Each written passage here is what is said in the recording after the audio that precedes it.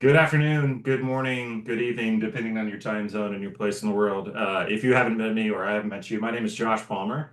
I'm the head of content. I'm your host for today's Atlas Leadership Series webinar. We're very happy to have you. We'll get about through 1 to 2 minutes of introductions, wait for people to get into the room here. Looks like we have a good number of participants already joining us, seeing the number tick up. Great. So I'll go ahead and get started without further ado. Just one note, if you're an onboard customer, if you use our product, or even if you don't, and you still want to refer us, if you heard good things, we can send you a $200 thank you reward when you introduce us to a board or a board member who might use our product.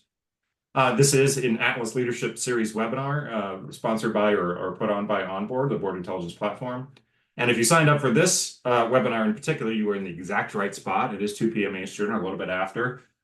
We're here for the ideal agenda for board meetings with Eric Handberg, who I'll be introducing here in just a little bit. He authored The Little Book of Boards. Highly recommend it if I can get it over here. This is my copy. Certainly, if you're a first-time board member or getting into board governance for the first time, especially around nonprofits, highly recommend a read. It'll only take you an afternoon, a couple hours to get the gist of it. Some quick housekeeping items before I introduce Eric here. All guests are mute by default. That's just a function of Zoom webinars.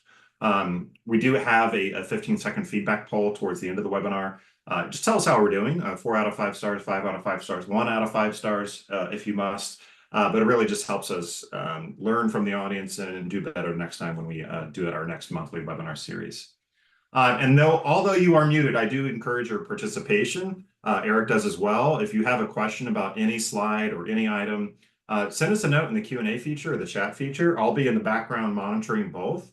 And if it's really significant for the moment of the talk track, we will introduce it, or I'll just politely interrupt Eric and say, hey, Eric, somebody in the audience had a question about this. So really like an interactive session. So if you find that more engaging and you do have kind of a spur of the moment question or curious about something, let us know. So if you're not familiar with Onboard, we are a board management solution, a board portal, if you will. We were founded in 2011, and we do our best to design digital experiences that make board meetings and board work simple, secure, and effective, right? So we currently serve about 6,000 board-led organizations across the world in more than 60 countries. That's 75,000 meetings per year that are held in our platform. And we currently have more than 150,000 subscribers or users, so we're proud of that. We started with this mantra from our co-founder and CEO, who continues to lead the organization today, Purun Chadha. And this is kind of the real raison d'etre, if you will, for our software. There are 3 types of board meetings. There's the board meeting you prepared for, there's the board meeting you had, and then there's the board meeting you wish you had. So Purun says that a lot, and we always hope to provide an experience that gets you to that 3rd type of board meeting. So. All right. If you like us, please let us know. Follow us on LinkedIn at Onboard Meetings. We would certainly love to have you there. We share great content and webinars there frequently. And without further ado, this is just a little introduction for me. We did a survey at the beginning of this year. We talked to more than, I think, 350 board professionals across all industries, including nonprofits and other industries. Board governance is kind of a universal theme across a lot of industries or verticals. But what we asked, of your peers, of your board, how many of you would you deem ineffective? How many people on your board sitting today would you deem ineffective? And the average number came out to 17%, or 1 in 6 board members. So I thought that was really interesting. So Eric's going to join us here in a bit, and he's going to help us learn how to be more effective with our agenda. So hopefully we can reduce this number going forward. Without further ado, our main, the main event, if you will.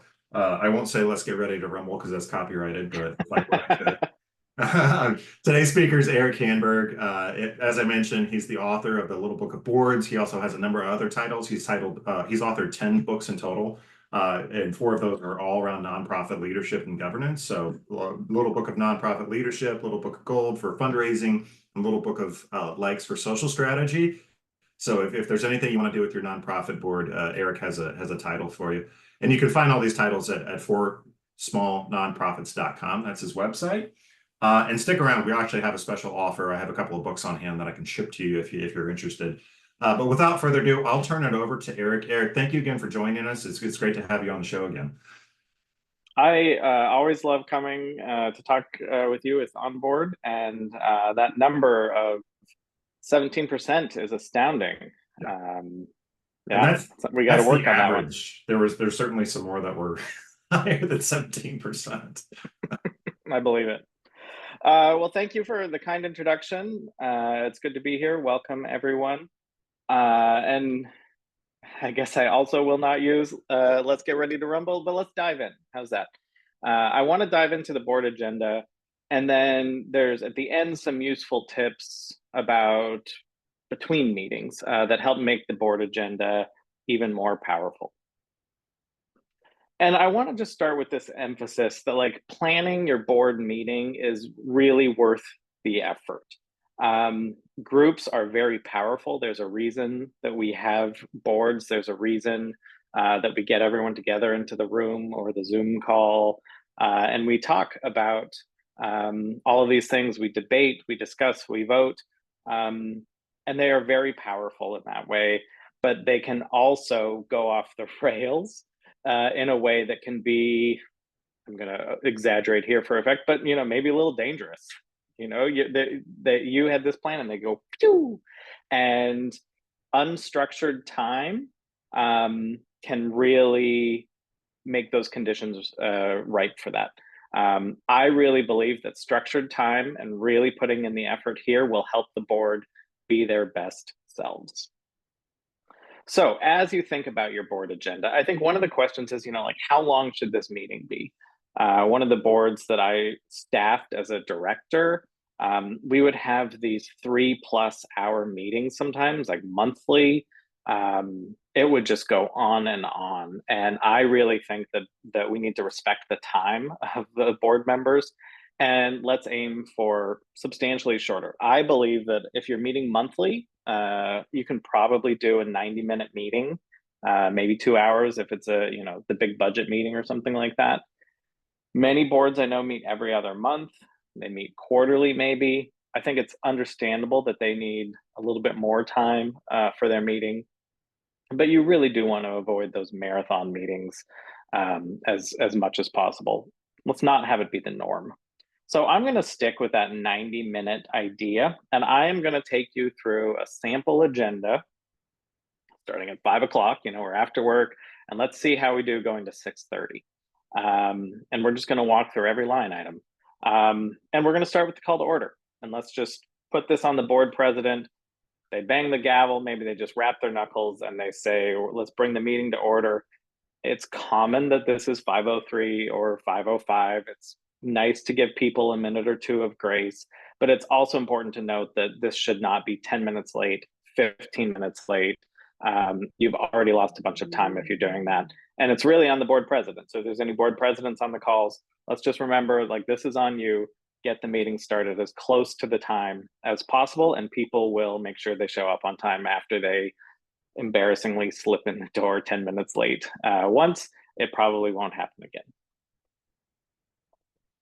After you do that, there's this question about like guests in the room, and not all board meetings have guests. Some boards choose to have a closed door meeting.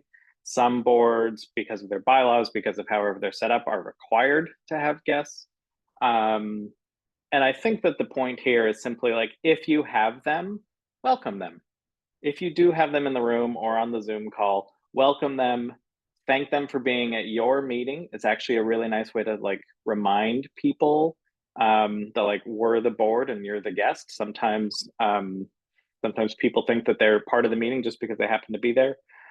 It's a nice way to, again, be welcoming, even if there's a contentious issue that everyone there, maybe you have a public comment or something, they're going to complain about it. Welcome them. Nice way to start. I also really believe that it's important to connect the board to the mission right at the start. So if you think about why a board member has decided to join your organization's board, it is usually because they come with a love of what you do to some way. They want to go to plays, and then they loved going to plays at your community theater, so they eventually joined the board, or they really are passionate about serving homeless youth in your area, whatever it is. And then they get to the board meeting and they're asked to talk about budgets, strategic plans, all this high level stuff. And their connection to like why they're in the room or why your organization exists starts to get a little abstract. And I really think it's important. The director has a really important role in this, to start with a connection to the mission. I give some examples here. Reading a testimonial, if you serve homeless youth, if you have mental health services, whatever it is, it's a really nice way to like remind people of the effect and impact that the organization has. Sometimes you can find a short video, someone talking about something related to your mission. Maybe this was in the news. It could be a clip from CNN. It could be a clip from a TED Talk. Just something that you found that connects people to the mission and again reminds them. Maybe it's a recording of the fall play and you just watch a scene. Bringing something, like actually bringing something and discussing it. If they love history and you're a history museum, talk about this piece of history that they might not have realized. These are the kinds of things that you can use to engage the board and keep them connected to why they're there. Because sometimes we forget as we're arguing about the budgets. And as I point out, you can ask board members to participate in this as well. I do point out, bring in culturally appropriate dish if you're a cultural organization. Asking board members, each board meeting, someone is asked to share a story. Things like that connect everyone. Next thing I want to talk about, so we're moving quickly through our agenda. We're only 5 minutes in, and there's this concept that I want to discuss called the consent agenda. Basically, what this does is it takes any uncontroversial item from the possible things that the board is asked to vote on, and it lumps them together into a single package where the board votes on it without discussion. That's another thing. And just says approved. So I give some examples here: an agenda, board minutes. Some boards approve committee reports. You don't really have to, but some boards have that cultural expectation. Some boards, I was the director of a nonprofit where the board had to approve partners because we were a nonpartisan organization, and they wanted to make sure I was not partnering with Democrats or Republicans or something like that. So they had to approve them. So this is a way where those easy things that everyone just, it's just the cost of doing business, put them together in the consent agenda. The board president says, can I have a motion to approve the consent agenda? Someone says, so moved. Someone says, second. You vote. It should be unanimous. Every so often, we think that something is uncontroversial, and then actually someone has actually, I want to talk about this. And the custom is with the consent agenda, any board member can say, I want to remove this line item from the consent agenda, and it just becomes the next thing that is discussed. That's pretty rare. And what this does is if you do have these things that have to be discussed, it just takes care of them literally in 1 minute, 90 seconds. It is a very powerful way to save several minutes, if not, 10 or 20 minutes of talking about things that, like, once you start talking about them, sometimes you might have noticed this at a board meeting, things just spool, like people suddenly start taking sides on something that they really didn't even think about that had a side before. It's just a way to compress some air out of your meeting for that business that is not really that important. So consider having a consent agenda as a model. We're going to keep going. Most board meetings, in my experience, have a president's report. This could be a chair. If you don't have a chair, you have instead of a president. And they should talk about anything on the board level, not to the organization, but on the board level that they think is important. So there was maybe an executive committee meeting and they give a report on that. They just commend the staff for a well-run fundraiser. They just give a quick little summary, express their appreciation, report work that's been done behind the scenes, some things like that. Many times the president says, I have no report, and that's fine, although you don't want to do that 12 meetings a year. But it's just a short session from the leader of the board before we move on to something that's more operational from the executive director. So in my belief, the executive director's report is one of the closest ways that the board can hear about operations. It's really operations focused. And we're almost always going to allow more time for an executive director's report than a president's report. So I think 5 minutes for a president's report, 10 minutes, 15 minutes for an executive director's report is more common. The way to make sure it doesn't go too long, however, is to make sure that the executive director submits a report in writing before the meeting. I used to do a 1 to 2 page report when I was the director of, I've been the director of 2 nonprofits and an interim director twice. So I've been in that role many times. I've been on the board role a dozen plus times. The goal here is, here's a high level thing. Like, think about it, like, what's your one big paragraph to start that you want them to know about? And then there can be a couple smaller updates. And then when I was a director, I would always want people to know, like, I have actually been working. And so I would put like other activities and just a list of bullets. And if it was getting too long, I might combine them. And it was a really nice way to just do, here's a page and a half of what I've been doing. It really helps make this part of the report go quicker, because you're not spending 20-30 minutes going over every single thing that's happened since the last one. You can expect that the board has read the report.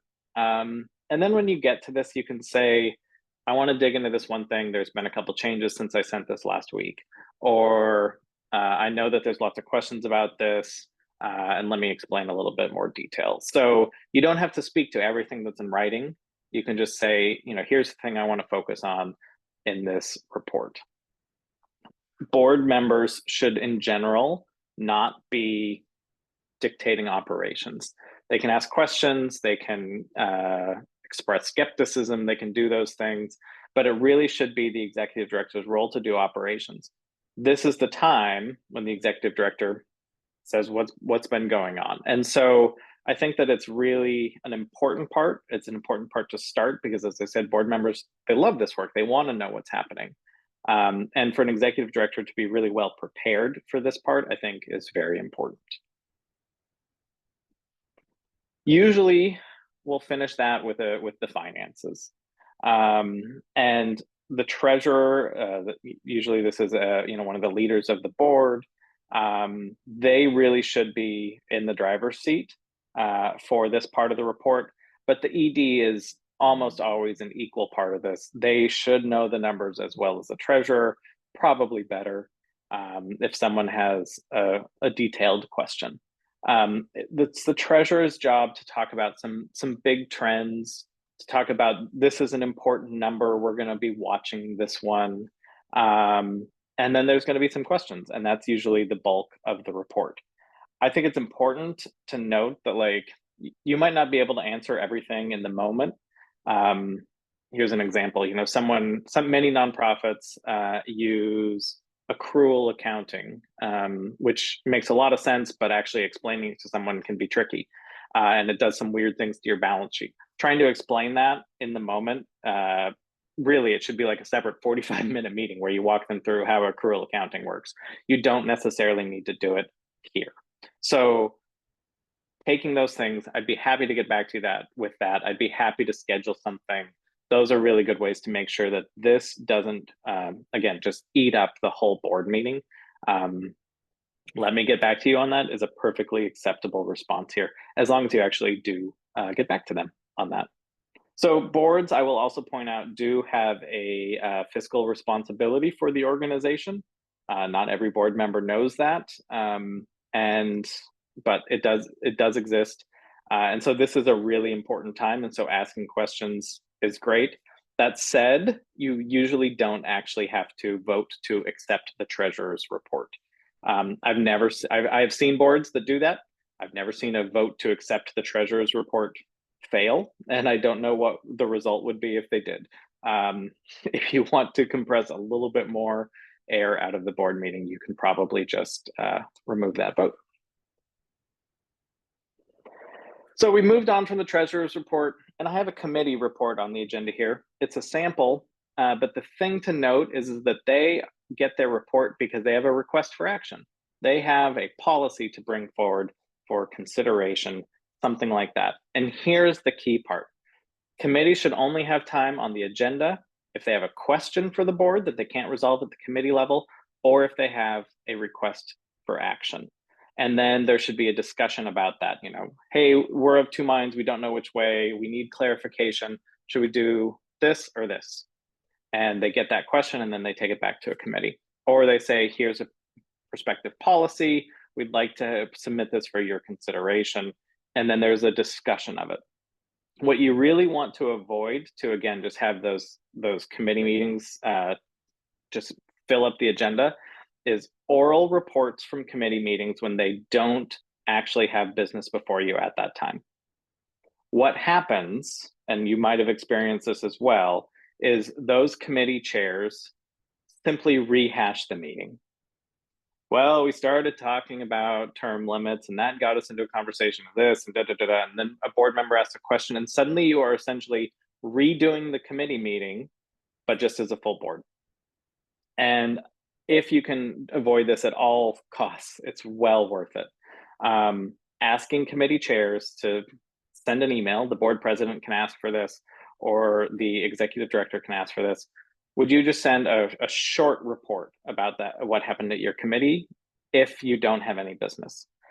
It's a really important thing here, because otherwise, if you have 3-4 committees and every single board, or excuse me, every single committee chair gives that report, it just fills up the time. And also, I think it's worth emphasizing, the committee starts feeling like they're not actually doing the work that they're supposed to do, because the board just redoes it all anyway. So if you can clarify that structure where the committee's just, hey, here's what we're working on, it's a short paragraph in writing, and then when we have something actually for your recommendation, here is our proposal on term limits, just to use that example, that deserves the time.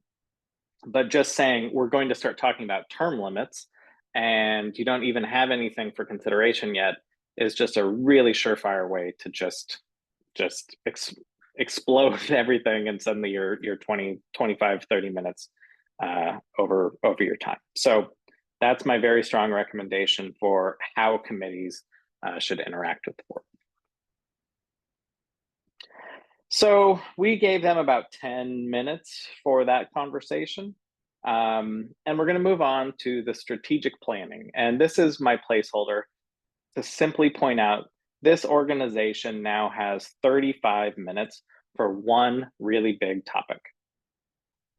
It is so important that we can create time for those big topics. And it takes a lot of work to get the early part of the board meeting, moving like this, so that that you have time for this without it becoming that 3-hour meeting that we're trying to avoid when everyone's just so tired. And so in this example, we are using strategic planning, but it could be budgeting, recruiting, or term limits as another example, the fundraising event that we have coming up. Whatever it is, providing this time is why we have done all of the other work, to make sure that we have a big block of time for one big thing. If you can do every single meeting where you have this big block of time for like the one big section of business, you are going to have a significant effect over the course of a year or two, because you have given the board chances to actually like dig into some of the things that the board should be dealing with. If it's always getting punted, if it's always getting, everyone's just too tired, you're not really engaging the board in what you could be doing. You're just filling up their time with oral committee reports and other things that are taking way longer than they need to. The thing that you want the board to focus on, this is where it goes. So we're going to wrap up our committee. And what we're going to do, we're going to start wrapping up our board meeting. And one of the things boards have in this section is something on board comments. It's a chance for a board member to just say, hey, what's going on with this? Sometimes that happens at the executive director's report if it's related to one of the things the executive director says. Sometimes a board member just comes with like, hey, I heard someone in the community saying this negative thing about our organization, and I wonder what's going on. It does have value, but it is also, I talked about unstructured time. In this case, I'm calling it unscripted. it is also a part of the agenda that can go off of the rails, because you don't know what to do with the comments. And at this point, everyone's starting getting antsy. They're putting their computers away. They're packing up their purse. And it's very easy for the board president to say, hey, executive director, can you just look into that? Can you deal with that? It's really hard when they have an idea. Like they come to the board meeting and they're really jazzed up about this idea for this marketing proposal where they're going to do this guerrilla marketing thing. And it's just handed to the executive director who's like, what the heck am I supposed to do with this? Can become a free for all where board members of any stripe can just expect action from something that they bring up here. And in my experience, executive directors really dread this moment. It's really incumbent, I think, on the board president to make sure that this does not become just like a free for all where it's like, you're just, hey, would you do this? Hey, would you do this? Hey, would you do this? It's fine for the executive director to say, I'm happy to look into it. It's also really helpful to just say, let's send that to, hypothetically, the marketing committee and like let them think about your idea. It's not all just a list of things that the board is assigning you, because the board hasn't talked about these things. These are just one-off ideas that someone has brought.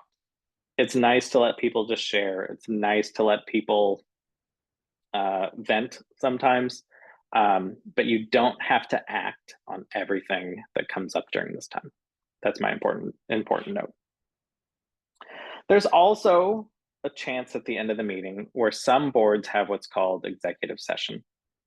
And if you don't know what that is, it's a time where the board can excuse those guests, if you have them, and just meet on its own. And also excuse staff.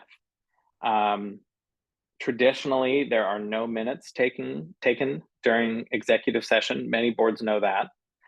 What they don't always know is that there should also be no votes made during executive session, because there's no minutes. And so if you have a vote that happens during executive session and the minutes don't record it, it's as if it didn't happen.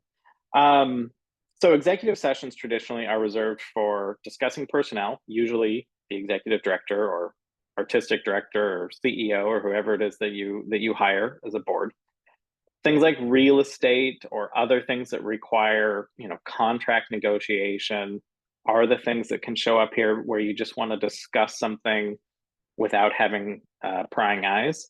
And litigation is the other thing where it would be appropriate to excuse some people. So those are the most common things. There might be something else that triggers this session, but a board can choose to go into it for these big things where you don't want anyone else there and you want to just have a conversation about something and that is just for you. I will point out that the executive director, again, or CEO, whatever that title is, generally should be there unless this conversation is about them. As I said, it is really up to the board who should be in the room besides the board members. They can invite the lawyer. They can invite the realtor who's going to tell them, what's going on with the purchase. The executive director should be there, but if you are reviewing them, that would be an appropriate time to excuse the executive director. And as I said, votes should not happen during this time. It should, if you do have something where you're like, okay, we're going to take action on this, it should happen in the regular board meeting with the executive director present. Either you come out of executive session and you come back to your regular board meeting, or it's put on the agenda for the next board meeting. Some boards will end every board meeting with executive session. And it's just a chance to talk about, let's say, the executive director or something like that. How are things going? It's an interesting model. I have worked for an organization that did it. It was fine. I don't think you need that many executive sessions. It really should be for the big things. But I will note some boards do that. And then we get to the end of the agenda. And it's as simple as we adjourn, and the board president just says, seeing no other business, we're adjourned. And they wrap that gavel and they're done. You don't need to vote on whether you should adjourn. It's a pretty simple ending. And we did all of that in 90 minutes. As I said, the longer it is between board meetings, the more time you might need. You might need, maybe every committee has an actual thing for discussion. If everyone's working really hard, there might be some things that would make this go longer, but I would really try to avoid going too much longer. That's the meeting. I do want to talk about some of the things that help make that even more likely to succeed, about what happens between meetings. And that first place is the board packet. And this is where the board president, the executive director, the committee chairs, all really need to be thinking about this so that you can get the board packet to board members, ideally a week in advance. Some boards have a really hard time putting that together that soon, or that early. Sometimes if your month ends and your board meets on the second Tuesday, it's sometimes hard to get like the financials ready or something like that, and so those aren't ready until right before. In those situations, you almost might want to just like be a month behind. And if it's August, you're reviewing June, because it's really only the second Tuesday of August. So there are some things you can do to help make sure that you get these things to people in advance. But really, in my experience, it is usually just planning ahead. At the very least, give them the weekend. If you do meet on a Monday or a Tuesday, trying to have it by Thursday or Friday is a really helpful way to make sure people have some time. It's not good form, and it makes for worse meetings to send this the night before or the morning of the board meeting. You really do have to give people a chance to dig into it. I think a board packet should have the agenda, and it might be subject to change, but here's our draft agenda at this time. The financial reports. Here's our budget year to date. Here's comparisons to last year. Here's profit and loss compared to budget. Maybe a dashboard that has your 10 important numbers on it. Something like that. Really important for someone to dig into and be ready to ask good questions. As I said, the written executive director's report, 1 page, page and a half, doesn't have to be a lot. Getting that short paragraph from the committees is one of those things that is probably one of the hardest things here. But that is one of the things that I think really does make the board meetings succeed. Plus, any actual text that the board might be expected to vote upon. It is, if you do have a discussion of term limits coming up, it is very useful to have that draft of here's what we're going to be proposing in the text, so someone is not seeing it for the first time in the board meeting. So things like that are really helpful to have. Put draft in really big letters on the top of anything like that. People don't want to feel like it's being forced down their throat, but putting it out there, giving people that opportunity is useful. And then any other supplemental materials that make sense. Anything that you want to make sure that the board has, make sure that that's included as well. Putting together the board packet can take some work. There's a lot of people who need to contribute to it, but it really does improve that focused time of the board meeting significantly. I also think we should really lean into online communication tools between the board meeting, on board, whatever chat program you happen to use. I personally detest, those huge email threads, but like sometimes that's just what people need. The point being, communicating as a board between meetings is actually helpful. Something quickly comes up, you can just let everyone know, here's what's happening, and you're relieving that stress of trying to address it in the meeting. So having those chat options, having those communication options between the meetings is really important, where people can just flag things. Hey, here's an interesting link. Hey, I thought you should know these things. In my view, if you have these regular meetings, that you are putting the decisions into the meetings. So what we're really trying to do is make it easier to have time in the meetings for decisions, while the banter, the chat, the hey, what's going on with this, can happen more easily in those online scenarios. I also think a board that has a norm that, so It doesn't have to be a rule necessarily. Boards, as I think about it, have, they have like their rules, like the bylaws or policies. They have norms where it's like we try to do things, and then they have their culture. And I think it's important to have a norm that when you do have a new policy, let's say like, hey, this is our proposed budget, or here's the term limit policy that we're proposing, not passing it at that first meeting actually has a real reward. So if you can say at the November meeting, here's our proposal for term limits, hypothetically, you can get a big conversation going about what that is. They can use that time. And instead of then spending like 20 minutes trying to wordsmith it on the fly in the meeting to like figure out like how we're going to pass this, you just say, thank you for all of the feedback. The committee will take it back, rework it there, and then bring it back to the board for a vote in December or whenever you meet next. So it takes longer in terms of the calendar, but it actually removes a significant amount of time at a board meeting. Because if you're trying to say, here's our proposal for a term limits, let's talk about it and discuss it. It's the same thing. Let's discuss it and then pass it, maybe amend it and pass it. It significantly increases the pressure. We're trying to get it right now. We're trying to address everyone's to try to get a unanimous vote or whatever it is. It saves significant board time to just say thank you for all of that feedback. We're going to consider it at our meeting and bring it back next month. Totally changes the game. When you come back next month and you say thank you everyone for what you brought us, we really appreciate it. Here's the amended version based on your feedback. We addressed almost everything, but we still feel like this part needs to be the same. It's going to probably pass in like 5 minutes because people will have felt heard. This is one of those things where if you can get into this habit, it can be really helpful. If you meet quarterly, I will note, this becomes harder because you bring it at the June board meeting and then you pass it in September. That's a pretty big lag, and sometimes you might need more. You might want to just move faster. So in those situations, that's where those online tools, I think, are actually really important.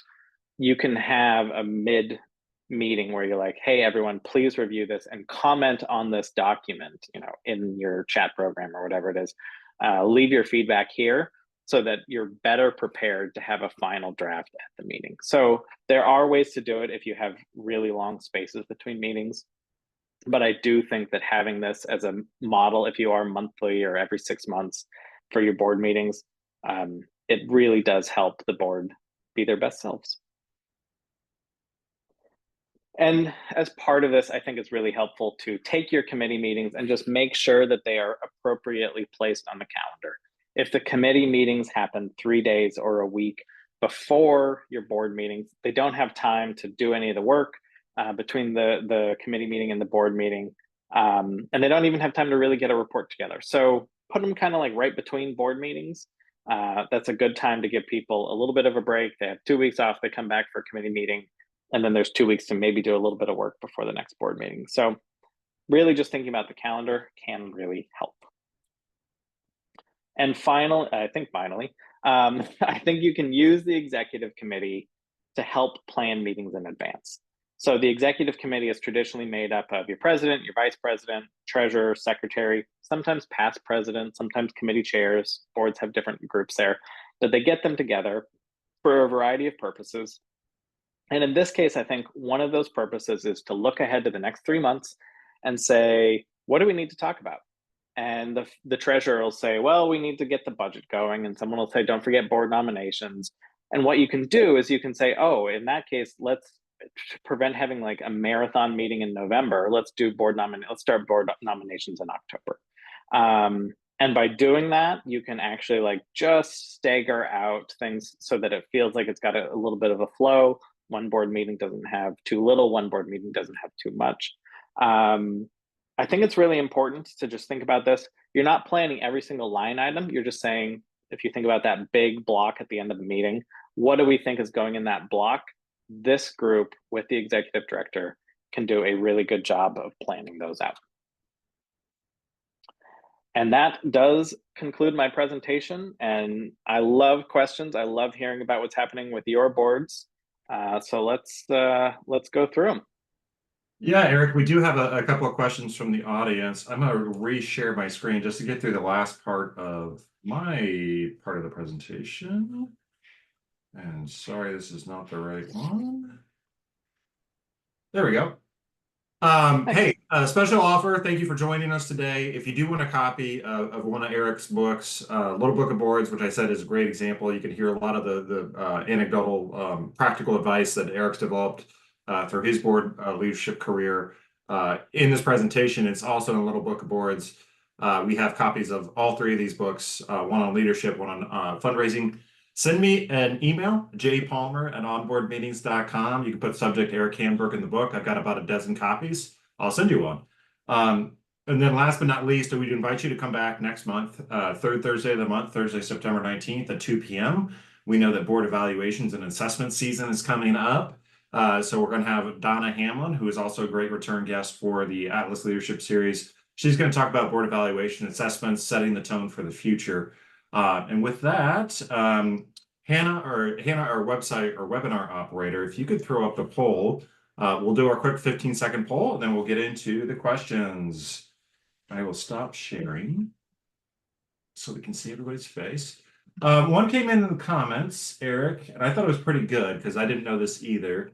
I'm not as experienced as you are, but Melissa asks, is executive session the same as in camera? I thought that in camera sessions, the minutes are supposed to be recorded but kept in confidence. Is this a best practice or not? I'm trying to. I don't know that phrase as well, so I'm not quite sure. I don't know if that's a government phrase.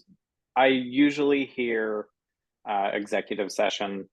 Some boards do keep track of it. I think that Robert's Rules of Order says that they should not, but that or they don't publish them or something like that. That's why you usually say we're going to come out of executive session to vote on something, so that you do have a record of that. Mhm. I'll have to look into in camera. That's interesting. Yeah, I've heard that, and it seems like a more legislative term. Yeah, I'm curious too, especially if you do take minutes in that executive session, you do want to make sure that those documents or those materials get routed appropriately or have the right permissions on them if you're using a board portal solution, something like that. So not every board member or every staff member can read those comments because, yes, like you said, it could be confidential, it could have legal ramifications. Yeah, good to keep that in Yeah, mind. and so the thing to remember, the advice that I have been given and give is that the minutes are the legal record that a meeting happened. If you don't have meeting minutes, the meeting essentially did not happen. You did not approve the budget. You did not hire your director. Whatever it is, it didn't happen. And so you really do need minutes of all of the key business. And so if you voted to buy a piece of property in executive session and there's no minutes of it, like, it did not happen. The bank won't believe you. So really make sure that you have it in regular session. Yeah, and not to mention that, I mean, the compliance factor, just keeping your 501(c) status or whatever other nonprofit or not-for-profit status you have, that's a key component as well, that you have a recorded archive of your minutes. Absolutely. Um, um, Eric, in the book, you mentioned that the board meeting agenda should be prepared by the board president, but the collaboration part is really important. I like your suggestion. I'm an editor and copywriter by trade. Reviewing, putting comments, redlining copy or doing an editing version or a reviewer version in a Word doc or a Google Doc. How long do you think that process should last? Because you can not only have the board pack you're trying to put together, if you're a larger organization, that could be, hundreds of pages of PDF or other material. 13% of boards still use paper, by the way. Wow. But then you have a whole set of agenda collaboration. Hey, I need the committee's finance report. Is this the right one? Did you update this? How long do you think that collaboration period should last? I mean, on the one hand, it lasts a long time if you go from like that quarterly executive meeting where they plan, the gist of 3 months in advance, and they're like, we're going to do recruiting in October and budget in November and things like that. So in some ways, it starts there, which helps mean that like when it's time to actually plan October, hopefully it's just as you said, like you have the document open and you have the flow of how the meetings usually go, and you know that you're doing recruiting as the big thing. And it's really just an email to your committee chairs. Do you have action to us? And if you don't, can you send your, a quick report, Mhm. and maybe a little bit of time, putting together the documents in the way that you like to do it. So it shouldn't actually be that hard. I think sometimes people like start from scratch as if, like they've never had a board meeting before. And it's just like this, like, what should we do? And it's like, if you just kind of know that like this month's this and this month's this and this month's this, and then you find out like, do you have anything from the other committees in the meantime? It it actually it's just changing out a few words each time. It shouldn't feel Mhm. dramatically different every time if you have a just kind of a standard structure like this. Yeah. And Eric, I know a lot of this comes from your experience as a board member, and unfortunately, it sounds like you've sat through a lot of meetings that just went on and on. If you're just coming into a board for the first time and you notice, like, hey, this maybe the agenda or the meeting itself isn't as dynamic or engaging as I would like, how do you suggest people kind of approach that change management of trying to like kind of turn the cruise ship, as it were? It was like, hey, could we do this a little bit differently next time? How do you approach that personally? Right. Um, I think that from any seat on the board, you can make change happen. Mhm. You can often say as simple as, "I'd like to join the governance committee," or more common, "I'd like to start the governance committee." Like, and start that group and start. Let's talk about best practices and let's talk about new ways of doing things. Um, just trying to push as an individual can sometimes you feel like you're just one person against culture, and that's really hard. But if you can kind of embrace the slow nature of a nonprofit board where you can have, we're going to have a committee and we're going to propose this change and that makes this a little better, and then we're going to propose this change and that makes this a little better, those things can help. um, Sometimes you can improve it by simply asking really good questions. um, do we need to vote on this? Will sometimes make things very quickly apparent that like, why the heck are we even discussing this? Like you can ask questions like that. How have we handled this in the past? There's other ways with some really insightful questions that you can just reframe things for people, instead of necessarily engaging in this back and forth maybe that can happen and that can slow things down. Take a higher level up. Do we need a policy on this that we can refer, and try to just stop those? I guess I'm thinking about in terms of like, there's a discussion that you really don't think you need to be having, or something's going way too long. How can you short circuit that, either by going higher level up or referring it to someone else, Yeah. or as I said, like creating a committee structure that improves it a little bit too. Yeah, absolutely.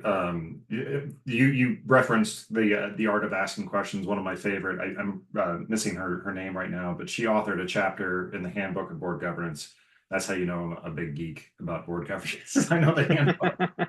But she joined us, Lynn McDowell. She joined us, and her whole thing was the art of asking questions. And especially if you're a first-time board member coming in, you have a lot more cachet than you realize, a lot more capital. Especially if you're like, hey, I'm new here, I'm new to this. Is this the way it's supposed to be done? I think that can spark interest from other people who maybe have been for the long haul. Yeah, and you'll also find that especially with things like the budget. Mhm. Like I use the example of accrual accounting. Like, hey, I don't understand this line item, and you'll usually discover three other people don't either, and the whole board benefits because we now all understand how accrual accounting works just like a little bit better. So you should always ask questions at every board meeting. You should have a question. It's important. Yeah, and I think it's part of your duty as a board member to have that kind of that curious that mission to be curious, I guess, about Yep. the. I mean, overall, And it's also important for the board president to be like, we need to move on. Like, let's remember, that sometimes that's their job too. yeah, and I think you might have covered this in in the little book of boards as well. Is that that question doesn't have to be posed before the board. You don't have to feel like you're asking a dumb question in front of 12 people. you can always go offline with a more experienced board member or somebody else that's been on the board for a while.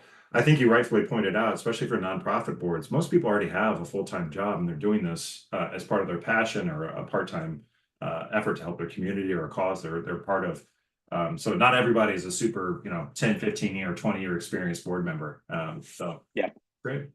Yeah, All right, audience, absolutely. I will not hold us any longer just for the sake of keeping time here. So if there are any additional questions, thank you for joining us. Eric, thank you for joining us again. Your insights and your just your practical hands-on way of talking about information. And yeah, There's Eric has there's his how you can information reach here me. too. Yeah, Eric wants Yes, an email and as well. I will offer anyone who's interested. I will send you some of the executive director reports that I've used in the past. Just send me an email here, and I'll just send you some of those ones. Just if you don't know what to write, I'm happy to share what I've done. Actual executive director reports. That's great. Yeah. No closed executive session notes in there. So audience members, yeah, you have 2 emails to send. Send me one if you want a book, and send one to Eric if you want an executive director template. Thank you for joining us. Again, we'll have another session September 19th on board evaluations. We'll send you an email about that. But otherwise, have a good afternoon or good morning, depending on your time zone. And thank you again. Thanks, Eric. Thank you. All right.